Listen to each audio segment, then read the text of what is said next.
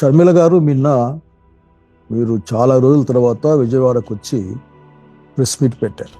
నిజంగానే ఆ ప్రెస్ మీట్లో మీరు అనేక విషయాలను, పాత విషయాలనే మరీ మాట్లాడే ప్రయత్నం చేశారు. నాకు అనిపిస్తుంది బాబు గారి ప్రభుత్వం ఏదైనా కొద్ది ఇబ్బందుల్లో ఉంటే మీరు ఏమైనా ముందుకు వస్తారా అని ప్రజలు అనుకుంటున్న నిజమేనేమో అనిపిస్తుంది నాకు.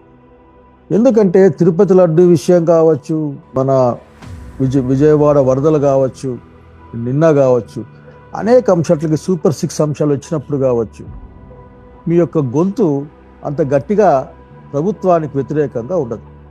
ప్రతిపక్షానికి అంటే వైఎస్ఆర్సీపీ ఇంకో మాట చెప్పాల్సి మీ అన్నగారి పైన ఉన్నంత గట్టిగా ఉండదు. ఇప్పటికే అట్లాగా రన్నింగ్ కామెంట్ పాస్ చేసేట్లు అనిపిస్తుంది. అట్లాగే ఎన్డీఏ ప్రభుత్వం యొక్క ప్రజా వ్యతిరేక విధానాలను మీరు ఎదుర్కోవాల్సిన అవసరం ఉంటుంది. ప్రతిపక్షాన్ని కాదు, చాలా గట్టి గొంతుతో మాట్లాడతారు మీరు. ఎంతసేపు నా జగన్మోహన్ రెడ్డి గారి గురించి మాట్లాడుతూ ఉంటారు. అసలు మీరు అర్థం చేసుకోవాల్సింది ఒక్కటే, మీ రోల్ ఏందో మీరు అర్థం చేసుకోవాలి.